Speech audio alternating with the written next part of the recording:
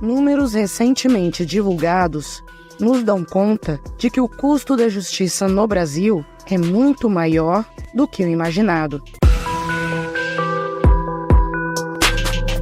Este é o Visão Libertária, sua fonte de informações descentralizadas e distribuídas. Que a justiça brasileira é extremamente cara, disso ninguém nunca duvidou. A grande questão sempre foi o quão cara é essa justiça e, principalmente, o quanto todo o dinheiro gasto nos traz qualquer impacto positivo em sua eficiência. Bem, agora nós temos números oficiais que nos ajudam a responder a essas perguntas e que demonstram que o cenário é pior do que o imaginado. A justiça brasileira não é apenas muito cara, ela é, proporcionalmente, a justiça mais cara do mundo. O levantamento que chegou a essa conclusão, medindo o custo do poder judiciário no Brasil, foi feito pela própria equipe econômica do Lula. Você está pronto para esses números? Pois se segure na cadeira. Entre 2021 e 2022, foram gastos nada menos que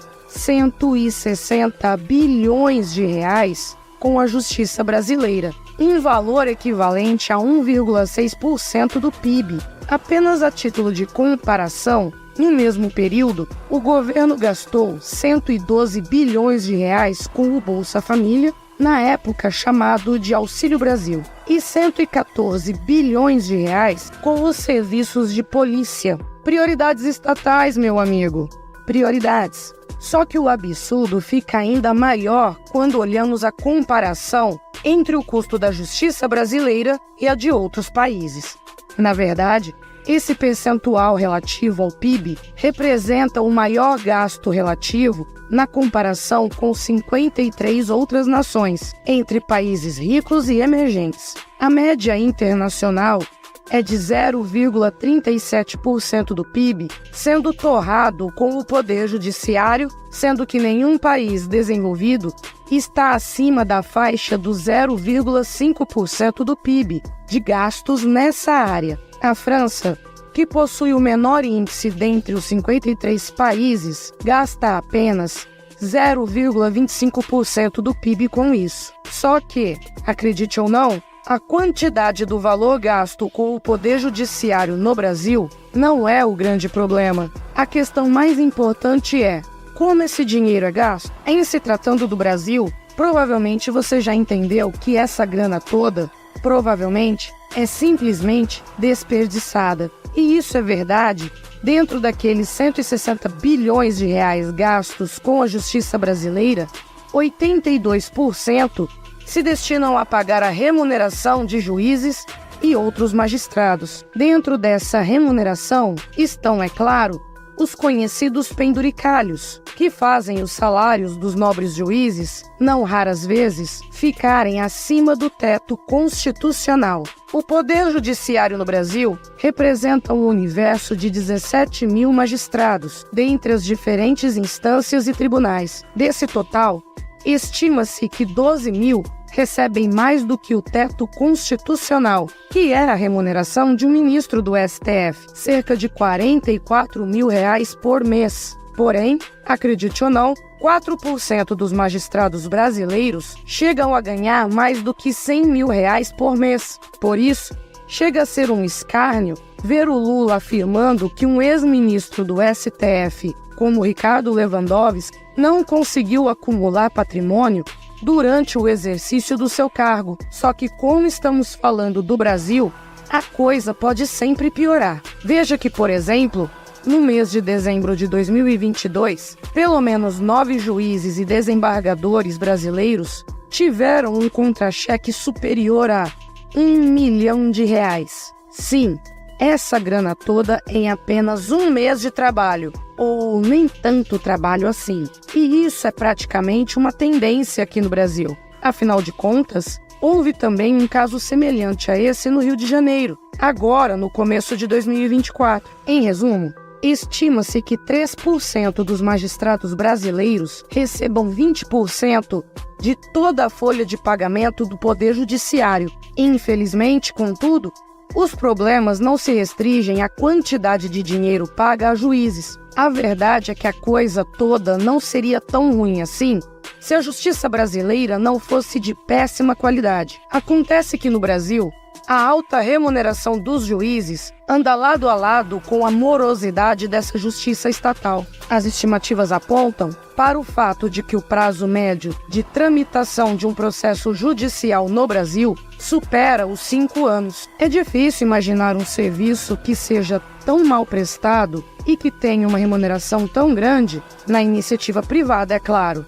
No Estado, meus amigos, tudo é possível. Embora possamos encontrar louváveis exceções, a verdade é que a justiça brasileira é formada por juízes que, na prática, se consideram verdadeiros deuses. Casos escabrosos que vão desde juízes expulsando advogados de tribunais até mesmo a prisão de pessoas de forma indiscriminada, no estilo do juiz Dredd dos quadrinhos, se multiplicam pelo país e em todas as instâncias. E quando estamos falando do Estado, existe por trás disso um grave problema de incentivos.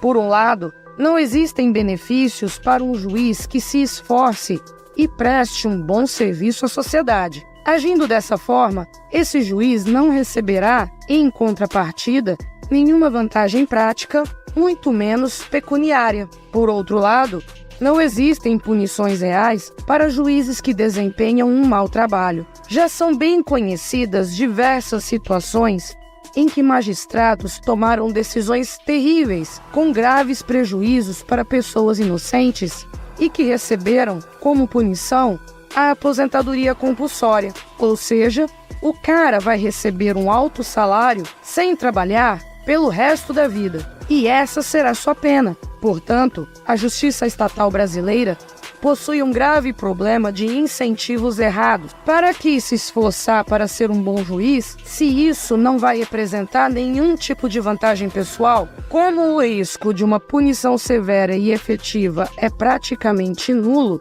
é muito mais interessante fazer o trabalho de forma displicente. Há ainda o agravante de a justiça estatal não possuir concorrência, o que apenas reforça esse caótico cenário. Obviamente, nem todos os juízes se deixam levar por esses incentivos. Porém, faz sim muito sentido considerar a coisa dessa forma. Resumindo o que foi exposto até aqui, o problema da justiça brasileira vai muito além da questão financeira. Não se trata apenas de muito dinheiro sendo gasto de uma forma completamente ineficiente. Trata-se também de uma justiça falha e altamente enviesada, em que as punições são praticamente inexistentes e os incentivos são completamente equivocados. Porém, como libertários, nós sabemos que o maior dos problemas ainda não foi exposto nesse vídeo. Portanto, nós precisamos falar desse ponto.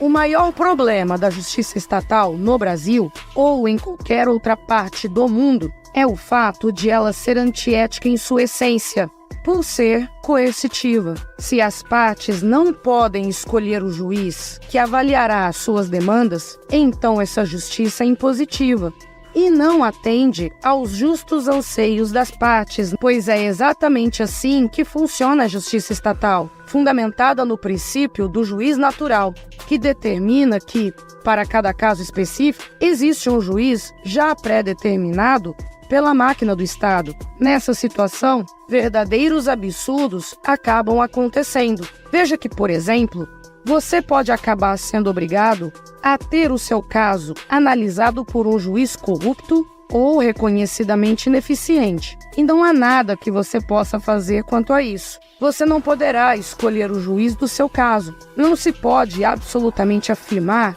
que numa situação como essa exista justiça de verdade, porque nenhuma das partes está plenamente de acordo com o árbitro que vai julgá-las. Numa sociedade libertária, contudo, as coisas aconteceriam de uma forma completamente diferente. Em primeiro lugar, diversos tribunais privados concorreriam entre si para oferecer o serviço de justiça para seus possíveis clientes. E sim, a justiça é um serviço como qualquer outro. Esse tipo de situação, em primeiro lugar, ajustaria os preços do serviço por meio da comparação entre oferta e demanda. Ou seja, situações em que um ente como o Estado desperdiça toneladas de dinheiro para bancar o salário milionário de um magistrado, simplesmente não existiriam. Mas as vantagens não param por aí. Numa sociedade plenamente livre, as partes litigantes poderiam escolher o tribunal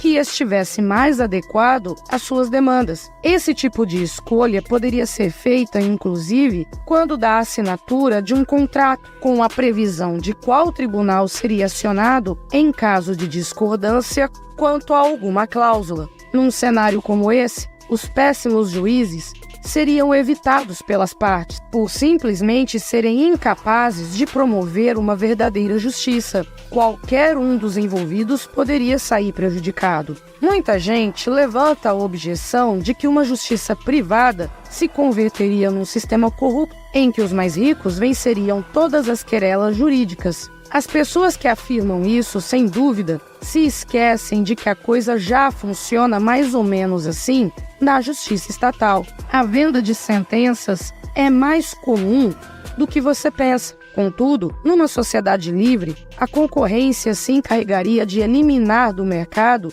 juízes tendenciosos e corruptos, simplesmente porque ninguém aceitaria submeter suas demandas ao julgamento desses criminosos togados. Afinal, como não haveria nenhuma barreira de entrada para o surgimento de novos tribunais privados no livre mercado, as pessoas não seriam reféns de nenhum tipo de cartel de tribunais que poderiam combinar preços ou algum padrão de atuação. Infelizmente, porém, ainda estamos longe desse cenário ideal. No momento, o que temos no Brasil é uma justiça que, além de ser extremamente cara, é também ineficiente e tem um viés marxista. Aquele indivíduo que cria riqueza é sempre visto como explorador. Em complemento a isso, temos juízes corruptos, arrogantes, prepotentes, canalhas ou mesmo que se julgam deuses, por fazerem parte de alguma corte superior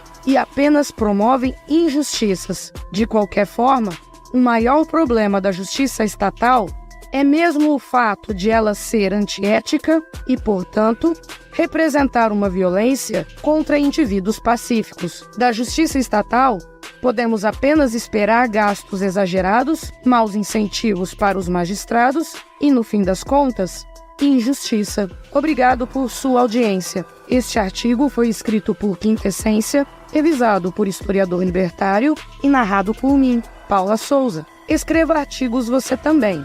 Acesse visãolibertaria.com. Se você gostou do vídeo, compartilhe em suas redes sociais. Caso deseje ser avisado de outros vídeos, inscreva-se no canal e depois clique no botão da campainha. Até a próxima!